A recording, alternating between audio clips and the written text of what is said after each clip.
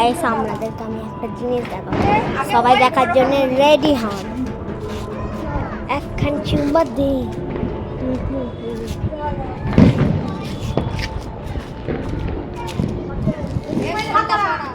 Hello guys, আপনি যে প্রথম আওয়াজটা শুনলেন সেটা আমার বোনঝির, আর ওটা আমি কাটতে চাই না ভয়েসটা। তো এরপর থেকে আমি বলছি, তো সবাইকে জানাই hello guys, I am Jhiliksina Roy and আমি আমার চ্যানেলে আমাদের অনেক সবাইকে স্বাগতম। তো এটা দিওয়ালির ভিডিও, পরের দিন, তারপরের দিন, 2 দিন পরের ভিডিও। তো আমরা বোমবাজি ফাটাচ্ছিলাম। সবাই বলে বোমবাজি দেখে শুনে ফাটানো, অবশ্যই ফাটান, কিন্তু ফাটান। কারণ দেখুন, যারা এসব জ্ঞান দেয় না যে বাজি পটকা ফাটাবেন না, একটু নিজের সাবধানতায় ফাটালে আই থিঙ্ক সব ওকে আছে, কিন্তু বদমাইশি করলে সেটা তো খারাপ বস।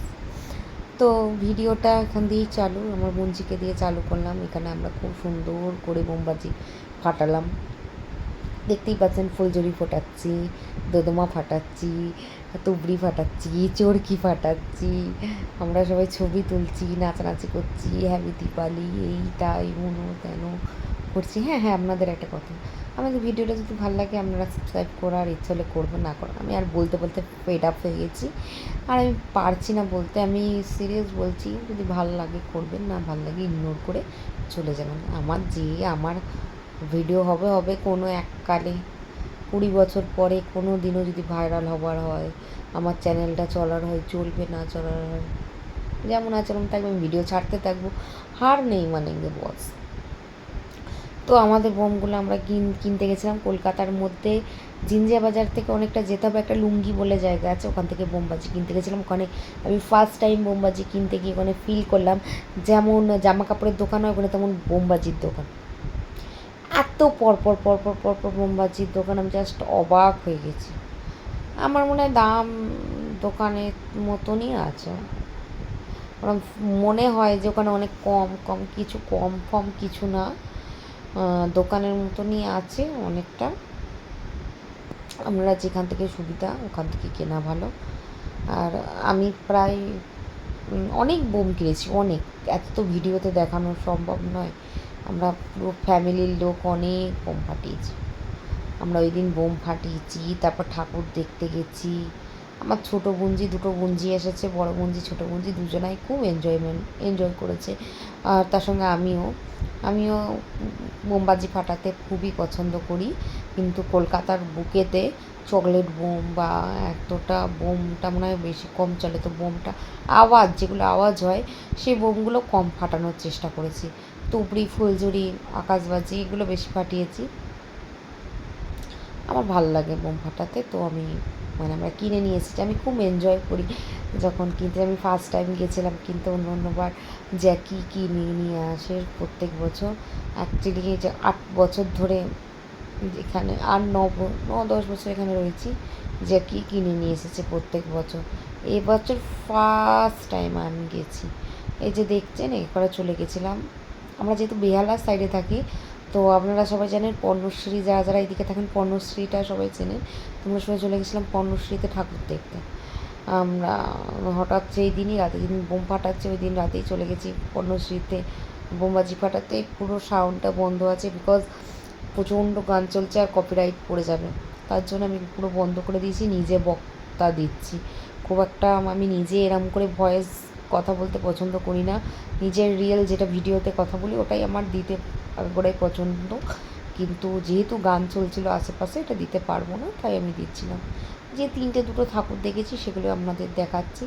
ঠাকুর যেদিন পুজো হয়েছে ওই দিনও আপনাদের ভিডিও আমি ছেড়েছি, তো ওই দিনও ঠাকুরের ফটো আপনাদের দেখিয়েছি। ওই দিনটা আমি উপোস করেছিলাম, ওই দিনে তেমন ঘুরতে ফিরতে পারিনি। এই দিন হচ্ছে নেক্সট দিন কোথাও বেরোয়নি, তারপর দিন তৃতীয় দিন অ্যাকচুয়ালি। তো এইখানে আমরা সবাই বেরিয়েছি ঠাকুর দেখতে, খুবই ভালো।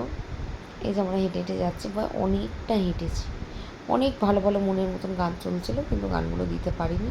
এখানে এই যে এটা পর্ণশ্রীর মেন যে ওই জায়গাটা, ওইখানটা কত মেলা বসেছে, কত সুন্দর, খুব সুন্দর করে সাজিয়েছে। আর মাকে তো মায়ের তো কোনো গুণ, মাকে ডিসক্রাইব করার মতন আমার কোনো ক্ষমতা নেই বা অকাত নেই এক কথায়। তো ঠাকুর তো মানে নিজের জায়গায় রূপবতী। আমরা এসে গেছি একদম, যে জামা পরে দেখতে পাচ্ছিলেন বোমবাজি ফাটাচ্ছিলাম, সবাই ওই জামা পরেই বেরিয়ে গেছি। অ্যাকচুয়ালি জামা পরে বোমবাজি ফাটাতে গেছিলাম যাতে 2-4টে ছবি তুলতে পারি। দিওয়ালিতে ছবি তুলবো না, পুজোতে ছবি তুলবো না তো কি, এমনি নাইটি পরে ছবি তুলবো। তো ছবি তোলাটা বেশ ভাল লাগে, ছবি মবি তুলে মজা মস্তি। আমার মনে হয় যতটা ছবি তুলিয়ে, সবসময় ছবিটা নয়, যেটা পার্সোনাল টাইম এনজয় করা সেটা অফকোর্স সেটা ক্যামেরা বন্দি করা যায় না, কিন্তু যেটা মনে হয় ক্যামেরা বন্দি করাটাও দরকার সেটুকু তো করি, কারণ এটা একটা স্মৃতি।